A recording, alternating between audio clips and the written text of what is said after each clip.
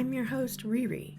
Welcome to Reimagining Life from Pain to Purpose, where you'll find a community focused on resilience and perseverance, sharing untold stories of hope and rebuilding while dealing with major life interruption. This podcast is made by and for people in the process of reimagining their lives. We're here to raise the voices of those who often suffer in silence, living with chronic pain and/or disability. This space is for you. We encourage you to get involved. So stick around and let's jump right into the next episode. Welcome to episode 5, Finding or Becoming Your Own Advocate. In this episode, we'll hear another reimaginer's personal story about adapting to major life change in young adulthood. Today's guest has a unique perspective, as she is a reimaginer herself, who eventually became a professional reimaginer, or someone who works with reimaginers wherever they are in their journey. This episode will focus on how creativity can help reimaginers adapt to life with chronic pain and disability, and how to find and/or become your own advocate. Jenni has always been very creative. She's a highly skilled quilter, among other things, and enjoys connecting with other makers using her creativity. As a journalist, she's always been focused on revealing the truth and allowing people to interpret or create meaning in their own way. She's full of energy and enthusiasm, and as you'll soon see, very open and reflective, sharing her own story. So let's talk to Jenni, continuing to empower people to speak their truth and encouraging them to become their own advocate.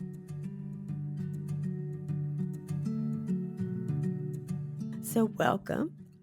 So Jenni is one of the coolest types of guests because she's a reimaginer and she's become a professional reimaginer, helping others in our community. So Jenni, can you tell us about how did you make that shift? What kind of reimagining did you have to do? Sure. Well,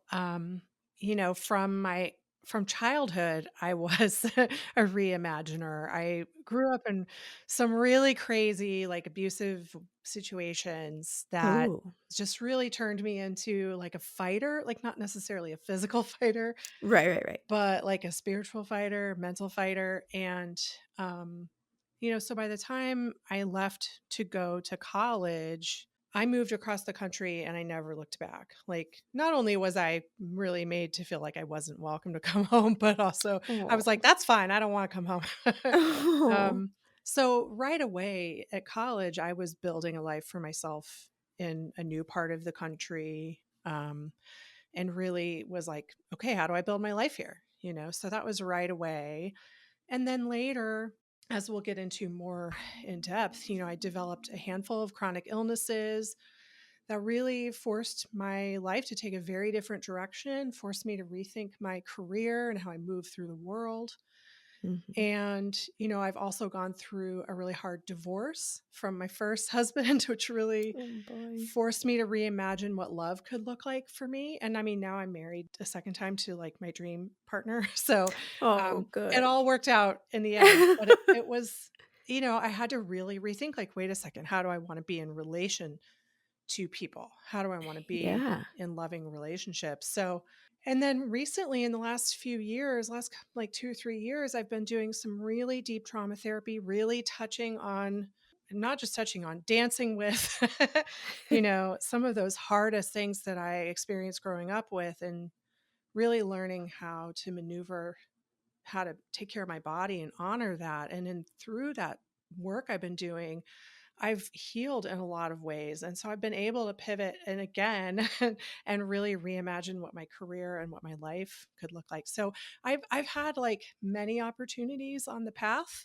to be a Yeah. reimaginer. Yeah. You've gone through so many transformations. Wow. Yeah, it's been well, I'm 50, which is weird. It's wild. I just turned 50, so it's still weird to say that, but Oh, happy um birthday. thanks. But I've, it's like I just haven't had a boring life. I haven't Yeah. haven't Yeah. sometimes I crave boring life, and I've actually built a little bit of a more boring life for myself, which is very healthy. But yeah, I've had a lot of practice opportunities, you know? Yeah. Yeah. I get that. Totally. I get that. Wow. Okay.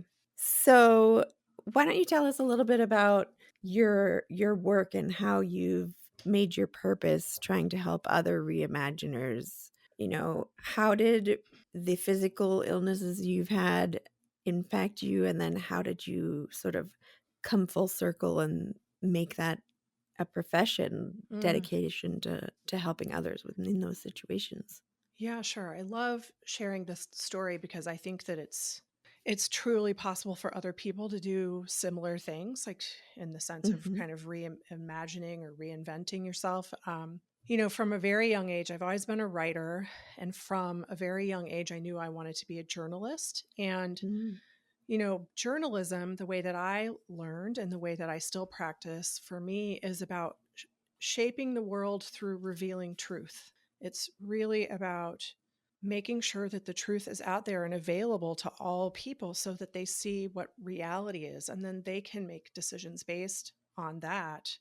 And that really can change the world in many wonderful ways. So, from the very beginning of even my junior high school idea of what I meant to be a writer, it was helping people. So it's like a ribbon that just is woven through my life is my work. I need to feel like I'm helping people. So, I've been a writer my whole life. Now I'm a wellness coach for makers. I teach people and guide people through the process of learning how to have better physical, mental, social, creative, and spiritual wellness. I came to that work through like a series of steps that started when I got sick, which was when I was 25. I first started developing a lot of different chronic conditions and very quickly realized that my life had to change dramatically.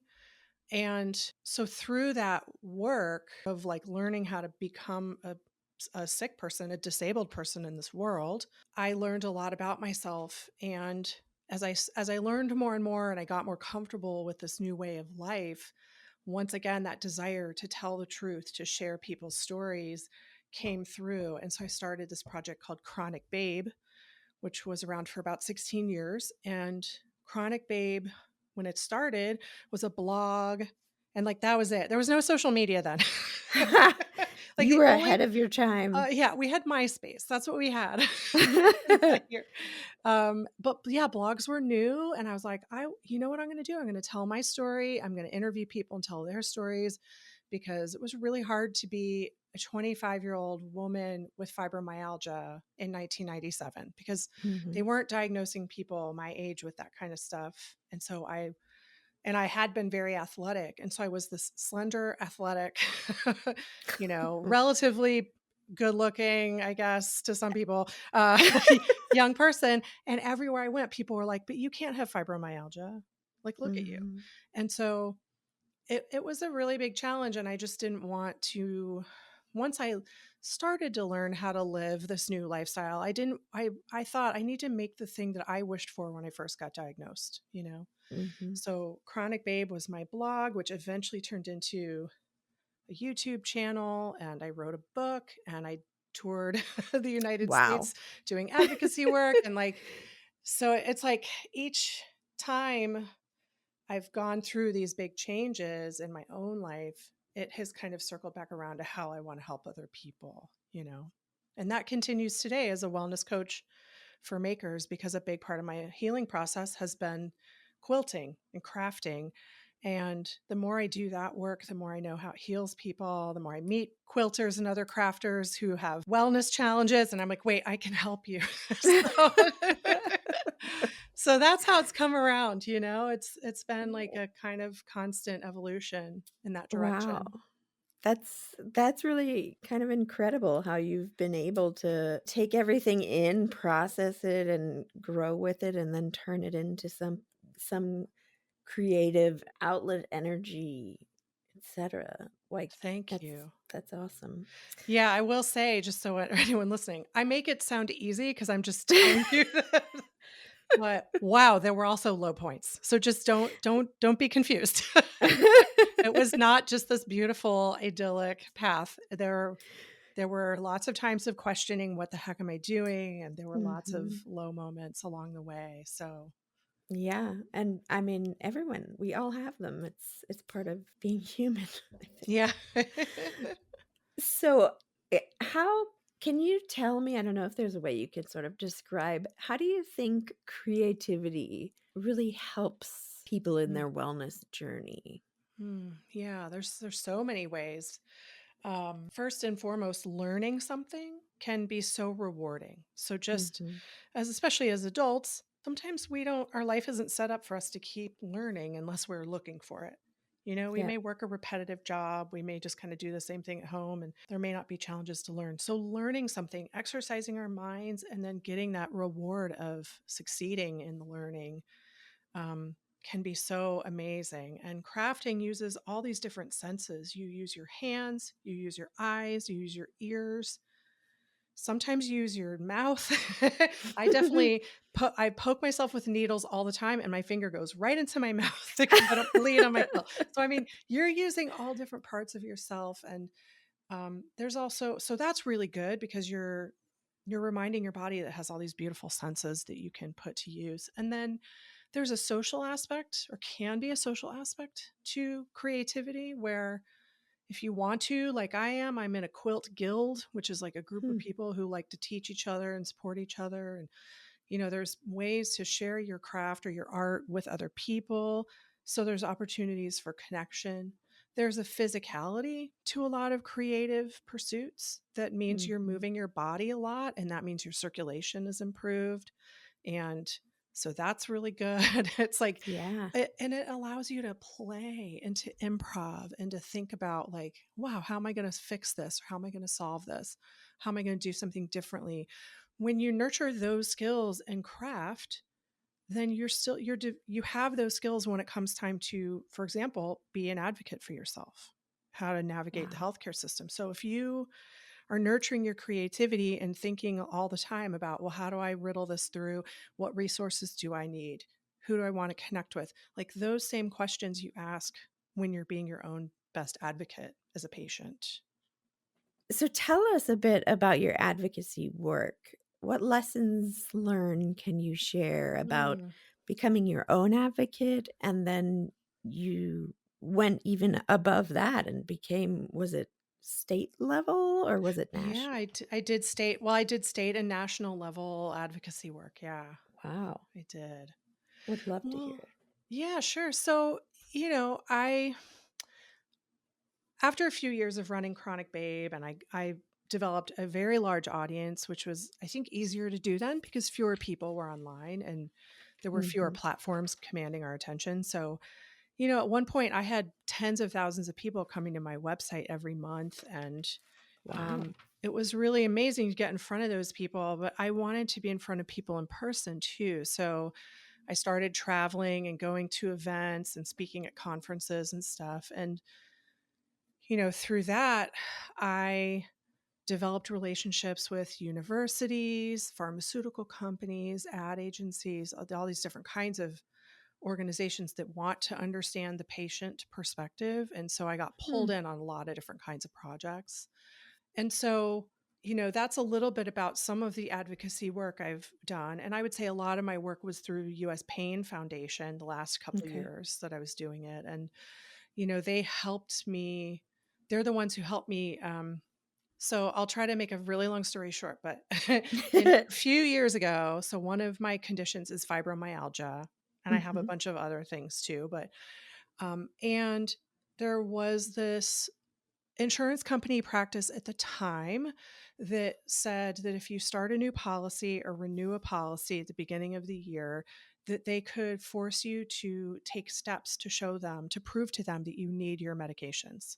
Oh And my it was God. a practice called step therapy. So a few years ago, I think it was maybe 2014, something around that time, that happened to me. I lost my medication for fibromyalgia. They put me on Ugh. a different medication, and my body reacted so violently that I became like totally unable to work to function, to speak Oh a my complete God. sentence.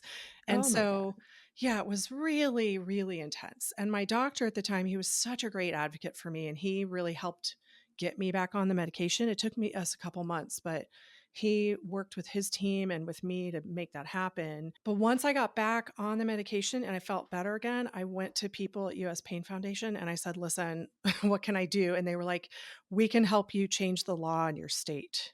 Wow. So they trained me on state lobbying processes and practices and sent me on lobbying trips and gave me the Hmm. tools I needed. And I got right up there at my state capitol and had what to me were incredibly intimidating conversations, but they made a difference and they did make a law that outlawed this practice. So, you know, Wow. so anyway, that's a really long story, but what I'm sharing all that because I want people to understand that even when you are the most limited by your health and your life looks like the bleakest and you are struggling the most, you can still find people that will help you and you can still become an advocate that changes the world, even from that kind of position. Um, Yeah. you know, That's I, pretty that's pretty inspiring that you were able to go from being the patient who's suffering terribly because of this ridiculous policy that I'm sure was yeah, about money. of And course. then Yeah.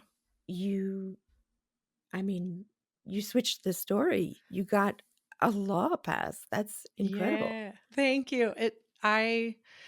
I really love thinking about all the people that are helped by that because my doctor at the time at my pain care center, he said, I wish we could have taken video of you before and then Mhm. after they switched these meds on you because he said, you look like a different person. You're Wow. carrying yourself in a different way. Your mindset is really bleak. Your body is rebelling in every way. Like Mhm. he was like, you look like a completely different person. And I wish we had done that. So they might be doing that now at my pain center. I don't know. But Oh. Well, yeah, I mean, that experience I'm sure helps so many people, including your doctor, to yeah, learn sort of yeah. what to do. Yeah, and what was good too is that I told all my friends about it and I talked about it on social media and Oh, good. I really I want people to understand that they have power, they have agency. They can help change things. It takes a lot of effort and it takes a lot of support from other people. Yeah. But I was able to do it and that tells me that so many other people are able to do it. And to be a good advocate, you don't have to go to that level. Even if you can learn how to speak up for your needs and someone overhears that or sees you do that, you are teaching people advocacy. So it starts Mhm. with you, with how you learn to advocate for yourself. That's a really great point. Mm. So, I don't know if you have this sort of in your memory at a certain point, but when you were starting to become more of your own advocate and become more vocal, how did you feel about it? Was it intimidating or Mm. exciting, or how did it feel? I mean, that's such a different role to sort of come into. Yeah, for sure. I even when I think about my own self-advocacy, it was really anxiety inducing. And Mhm. I am prone, I mean, I have a lot of mental health issues in my family, and I am prone to anxiety and depression, and I have PTSD. And at first, I really struggled with pushing back, especially in doctor's appointments.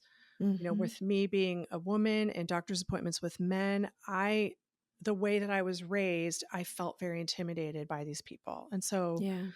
even just saying to a doctor, this medication isn't working for me, I need a change, was like, I would have like a panic attack just considering having Mm. that conversation. Oh. um, Thank goodness for therapy and medication. I've I have learned how to be okay doing that, but it did take a lot of practice. It felt really scary at first. And then the same thing with the first time I got on stage at a conference to talk about Yeah. stuff. I mean, that was super scary. Like I'm I was sure. physically ill before I did it. Oh. Because I have anxiety and that's a hard thing to learn to get up in front of a bunch of strangers and Yeah. speak vulnerably about your life. Even as recently as a couple of years ago, well, okay, COVID has changed my sense of time. Let's Right. say 4 or 5 years ago, um, Yeah. I was speaking at a conference. It was a conference on chronic pain, and the majority of the people in the audience were physicians or clinicians of some Mm-hmm. kind. And then there were a few of us patient advocates there. We had helped organize the conference with healthywomen.com. And, I was on stage on a panel talking about something, and a question came up, and I had not ever really spoken publicly about being sober. But in that moment, I had this calling that was just like, this is the question you need to answer as a sober person. Like, you need to Wow. tell them I'm sober. This is my perspective, because we were talking about pain meds. We were talking about things like related to that. Mm-hmm. And I felt like I needed to speak up on behalf of sober people. And I did. And I mean, I remember just shaking as I was speaking and saying, I'm sober. Mm. And then I was really scared of what people would say. And when we finished our panel, all these people came over, and the whole rest of the weekend came over and said to me, that's so cool that you're sober. I am too. Wow. Or that's so cool that you're sober. I love that you shared that. And when we don't hear people talking about that, it's very cool. Like, and so it was just another reminder that, like, even if it's really scary, Mm-hmm. it's healthy for me and can really help a lot of other people to get vulnerable and to speak up. Yeah. Wow. Good for you. Thanks. It was really scary. I really was like, what Oh, I think the I would F be have I done? terrified. Yeah. I texted my husband like right away, and I was like, I just did something. I just did something. Maybe no one will ever want to work with me again. And I think our culture's like the stigma of alcoholism and sobriety from that Mm-hmm. and other substances and practices, like our world is getting more sophisticated, and they understand that that doesn't mean you're a fuck up, it means that Mm-hmm. you're a human. And um, I'm really proud of being sober. So I feel like, because to me, especially considering my background, I feel like it's kind of a superpower. So, Yeah. but after it only took that one time, after I said that on that stage, I was like, cool, man, I'm loose lips. I'm going to tell everybody. That's great. Thanks. So do you have I'm thinking of people who I mean are at any point in their journey trying to, learn how to live better with whatever circumstance they're in. Um, do you have any recommendations for people who, might be afraid to become their own advocate or might be afraid of, I don't know, feeling like they're losing a little bit of privacy if they allow Mm. someone else in to help be an advocate? Do you have any sort of tips for them or organizations that you think might be helpful? Yeah, sure, sure. So, the first thing I would say is we're all born naked. That is and great. and I mean, we are the same. We are Yeah. all connected. And when we remember that we're all human, we all have needs, it's a little easier to then let someone in and help Hmm. you. And so I know that in some ways it's easier said than done, but I gotta say, the sooner you let down your guard and ask for help or accept help that's been offered, the sooner you're going to feel more supported, and you're going to feel stronger, and you're going to be able to get back more of your life and your personality. You become less of a patient and just more a full person, you know? Hmm. Um, I think a lot of people worry about being judged or looked at in a certain way. And I have certainly been judged and have certainly had people tell me I'm terrible. And a thing that's really helped me is a practice. It's from the book, The Four Agreements, A Practical Guide to Personal Freedom. It's known as a Toltec wisdom book. It's by this guy named Don Miguel Ruiz. And so it's four agreements for your life. It's a tiny, like 70-page book. It's really wonderful. But the second the second agreement is don't take anything personally. Hmm. So it's good to, as you move through your day, don't take anything personally. Like if you're using a wheelchair and you're on the street and it looks like someone's staring at you because you're in your wheelchair, don't take it personally. Like maybe they just never seen a wheelchair like that before. Or maybe they're like, Yeah. dang, that person looks hot in that wheelchair. Bums me out. Like you don't know. You have no idea what they're thinking. Do you know what I That's mean? true. That's very true. And it's really none of your business what they're thinking. So if you can try not to take even implied criticism personally. Don't, Yeah. and when you think about what people might say as their, you know, hopefully as your advocate, they wouldn't judge you. But I know it's, getting vulnerable with people is hard. So it's good to Yeah. start with someone you already know to some Okay. degree if you can. Um, a friend or a relative or a partner, and then baby steps. Like you don't have to go from 0 to 60. Mm-hmm. You can start with just having a conversation in which you say, I'm very scared of accepting help. I don't like feeling vulnerable. This is really uncomfortable for me. Like even Mm-hmm. just having that conversation with an advocate is getting you on the path. Yeah. And then I think that in terms of looking for advocacy, it's great to start with organizations that do advocacy work on behalf of folks with your particular conditions or disabilities. So, Mm-hmm. for me, US Pain Foundation for many years was really critical, and they're so helpful. And a lot of these organizations have a helpline or a website where you can fill out a form and ask for help finding an advocate, or they Mm. have training tools to teach you how to be an advocate for yourself. You can ask your healthcare providers for advice on finding those organizations if you're not sure how. And then, online support groups and forums, those folks are always going to have ideas and they'll tell you the real scoop. Like they'll tell you, yeah, there's this organization for this condition, but they've got a lot of drama and they're not going to be good, like Yeah. because it happens. So it's nice when if you can find online. I mean, I think online support groups in large part today are not that healthy for a lot of Yeah. reasons. But if you find one you like, then ask that kind of question in there. And then, remember that you can work with an organization. And then if they do something that you don't agree with or you find unethical, then you can always step back. Like you don't have to, you That's can kind of true. pick and choose. And Yeah. when it's, and then when it comes time to be your own advocate, if you're freaking out about like stating your case for a doctor, for example, for trying a new medication or whatever, just imagine someone like me. Imagine a coach or a mentor, like someone who just is, it's like I have no hesitation to stand up for you. So imagine me just like right next to you, kind of holding your hand or with my arm around your shoulder, like I'm there with you. You can do this. You can make that first phone call or send that email, look a doctor in the eye and say, this isn't working for me. I need something different. Like I'll be there. I'll be there right with you. Oh, that's great. I feel like there could be a cutout of you. That Yeah, like a flat Jenny that people just Yeah. carry around with them. Do you want to? That's so funny you said that. Let me tell you the story. My husband now, my forever husband, he I had to do this hard family trip early in my dating with him, and I was Mhm. really freaked out. And he we came up with this idea. I drew a little picture of him and I cut it out, just a dumb cartoon of him. I stuck it in my bra and I had that thing in my bra through the whole trip.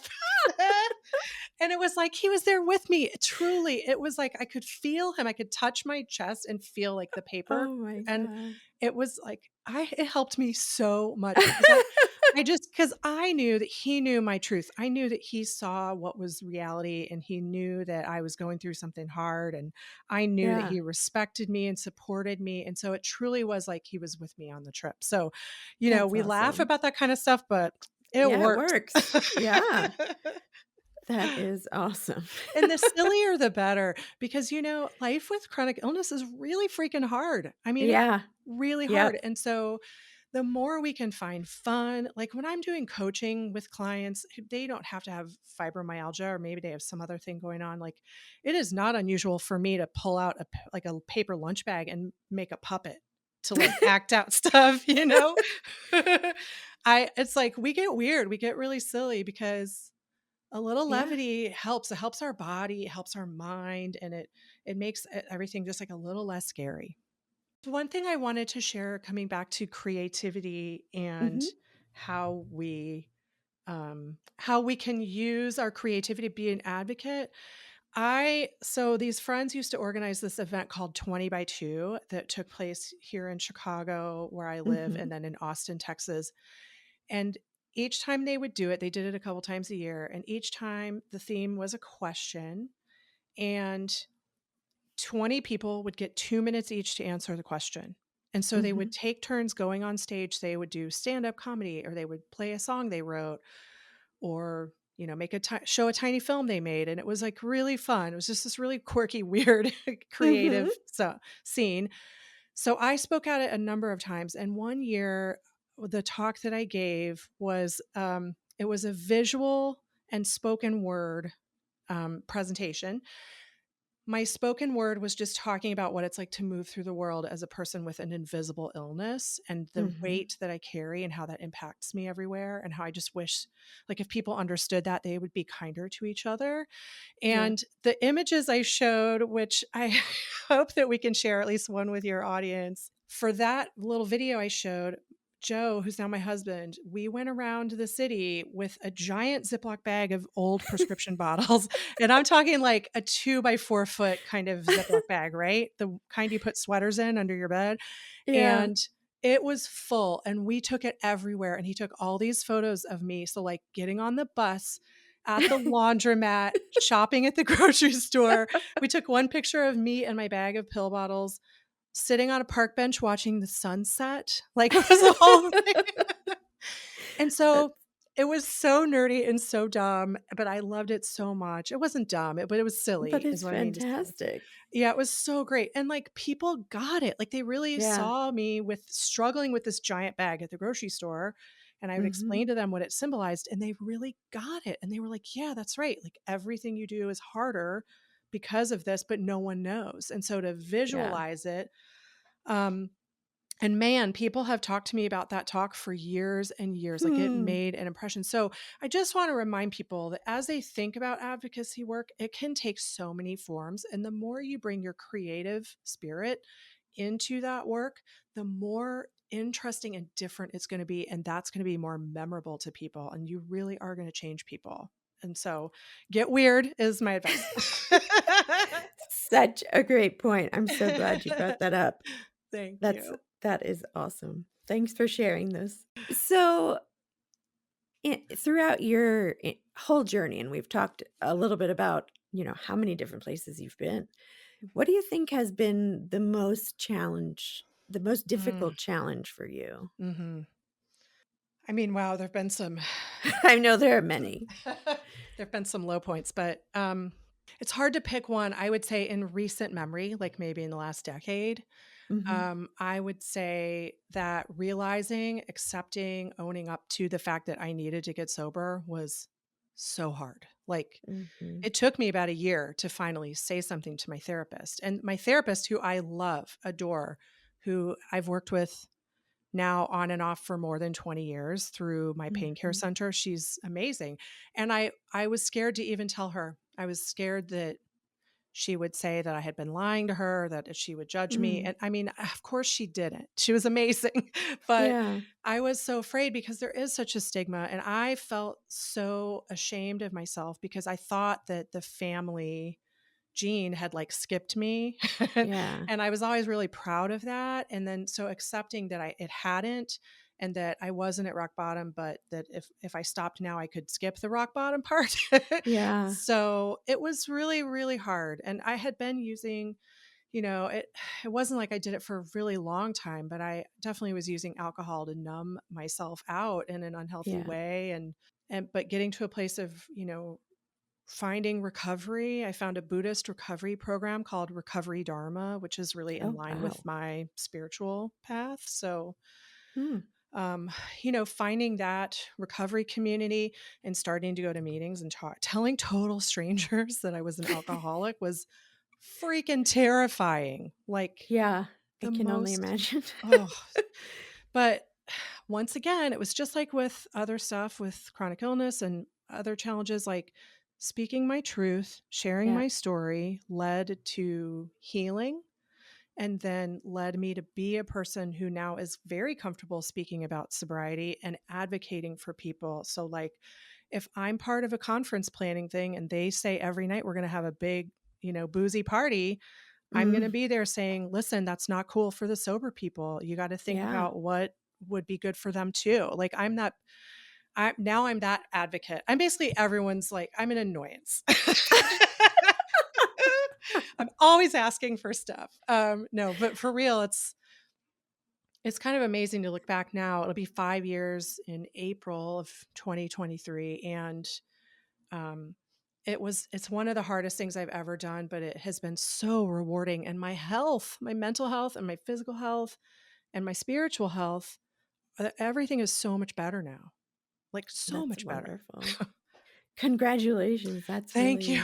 That's It's amazing. not been easy.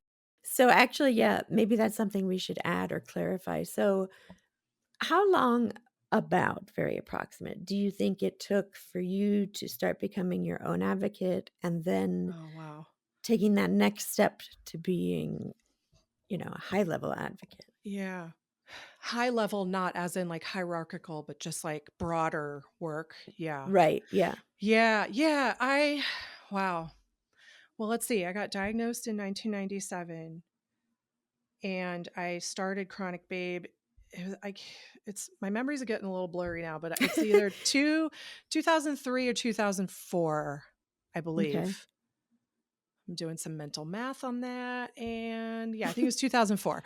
Um, so that was 7 years, Okay. maybe 6 years, because that was when I launched the site. I worked on it for months before we launched it. But so, I mean, we're talking, Yeah. conservatively like 5 or 6 years in there of learning, because at first, when I first got sick, I was having all these crazy symptoms and I didn't know what to do. I didn't know what doctors to go to. The doctors didn't know what to do with me because Right. they'd run all my numbers and be like, you're an athletic, fit, slender, otherwise totally Mm-hmm. healthy person who is exhausted and hurting and pooping herself and having migraines and can't remember words to make a full sentence. Like, we don't understand what's happening to you, you know? Mm-hmm. Um, so it took a while to get a diagnosis. And then it Yeah. took me a while to accept that the diagnosis was real. I tried a bunch of different doctors, hoping Mm-hmm. for a different outcome that never came. So yeah, I would say it took from I would say ChronicBabe is really when I became more confident in my own self advocacy, and that Mm-hmm. gave me the courage to start working publicly. So that's 5 or 6 years, you know, Yeah. that's a I, long time. yeah, I think that's helpful probably to share with people so they, you know, it's Yeah. easy to hear, "Oh, I went from this and then I started doing this," and it's kind of like, Yeah. Yeah. "Oh, how do I do that?" Well, and that's a great point, and I'm really glad you asked to clarify that. And I'll add too that I didn't do it alone. I had a bunch of different healthcare providers. I For sure. had friends and family. I had a therapist. I had Mhm. a coach. Like when I went and started my own company, I had a business coach. And, I had Mm, people helping me learn how to take better care of myself in a lot of different areas. And so, that's great. that's a big privilege to be able to have had those resources. I wish that everyone could have them all the time. So I got a lot of pushback, but eventually people kind of eased into it. And then there were a lot of people who started taking on that term to describe themselves. And it was like, yes, this is what I want. I want people Mhm. to think of themselves as like hot mamas, as really cool people, as like smart and friendly and creative, and not just a sicko, you know, Yeah. not just I think someone in a hospital that's gown. awesome. I love it. Now we've come to our rapid fire 5 for 5 questions. Please answer honestly and quickly, whatever comes to mind. And yeah, we'll see. So, what's your favorite sound? Um, when little kids laugh, like especially my nibblings, Oh. when I'm with them and they laugh, I'm just like, oh, my life is perfect. Yes, I know what you mean. What's your favorite word? Uh, fuck. It is. I use it too much. I know there are some people who hate it, but I can't stop myself. It just It, falls out of my mouth. hey, it works. Okay. So, what's your favorite guilty pleasure? Reality TV. I'm kind of obsessed with Below Deck, which now is Oh, also okay. Below Deck Mediterranean and Below Deck Adventure. I could watch Joe, my husband, he calls them my boat people. And he even knows the schedule. So like Tuesday mornings, he's like, "Do you want to watch last night's Boat People?" Like Oh, so I'm obsessed. It's unhealthy, but I'm really that's into very it. sweet. Okay. What's something that you've learned that you wish other people could better understand? Oh, that everyone embodies some kind of trauma. Yeah. It's just something that we are understanding now that didn't understand. And that with acceptance and then with help that we can actually learn how to be free of it and be healthier. And Mm-hmm. that's the thing I've been doing the last couple of years. It's been literally life-changing, amazing work. And if someone had told me 20 years ago that I would that we would do this kind of therapy and that I would release a lot of pain and other bad symptoms that had been living in my body since I was a kid, like I mean, it's utterly amazing to me. I would not have believed them if anybody had said that. Even like 5 years ago Mm. to me, I would have been like, "No, you're crazy." Okay. Last one. And you kind of might have answered it a little bit, but what advice would you give to an 18-year-old you? Oh, I'm picturing her right now. She's like on campus at Northwestern University, just being like, "What am I doing in the Midwest?" Because I grew up in Texas. So, Oh. um, I would say go to therapy right now. Don't wait until you're an adult. Go right. I mean, you are an adult when you're 18, but do you know what I mean? Like, don't wait till after Mhm. college. Just go right now. Just start right now. And you are an adult, and that means you're allowed to separate from people that are unhealthy for you. So don't stay connected to people out of a sense of obligation. Like, you get to Yeah, choose who your people are, and that it's always okay to ask for help. Always, always. You can always very, ask someone for help. very insightful. You've completed our 5 for 5. Did I win a prize? Yes, you did. I'll send it to you. Oh, I think my prize is maybe I get to help someone by sharing all this stuff. That's a good prize. I'll take it. I think you help many people. I hope So so. that is a great reward. Okay, well, thank you so much, Jenny, for taking the time to chat with us. I've learned a lot. I look forward to seeing what you do next and sharing with other members of our community. Thank you so much. I'm excited to become part of your community and be part of this ongoing conversation we're all having. That's great. Thank you. Thank you. I invite you all to look at the pictures Jenny referenced in her 20 by 2 spoken word contest. The visuals are quite striking, showing the baggage those with chronic illness and disability carry. I found it really powerful in illustrating invisible illness and what you usually don't see. We'll make those pictures available on our Facebook and Instagram pages. Though it may sound like a relatively smooth path when told in a story, as Jenny pointed out, her advocacy journey was an ongoing process over the course of more than 5 years. When she was learning to be an advocate, interacting with people she found very intimidating, and participating at high-level meetings where she advocated for patient rights.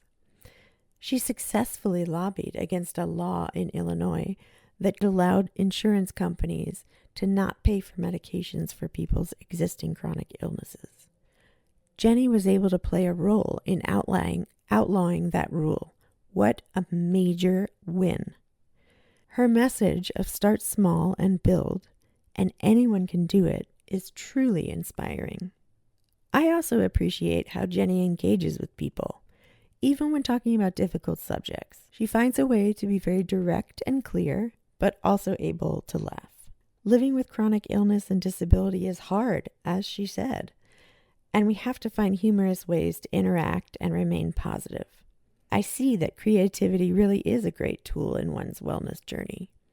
Learning something new, using all your senses, keeping your body moving and challenged, playing and problem solving, and then see something beautiful at the end being created.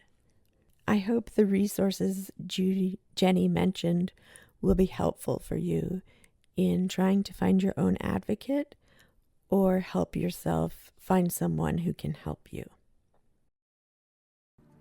Thanks for listening to Reimagining Life from Pain to Purpose. We're always interested to hear your feedback and questions. So leave a review and drop us a note at reimagininglifepodcast@gmail.com or find us on Facebook or Instagram.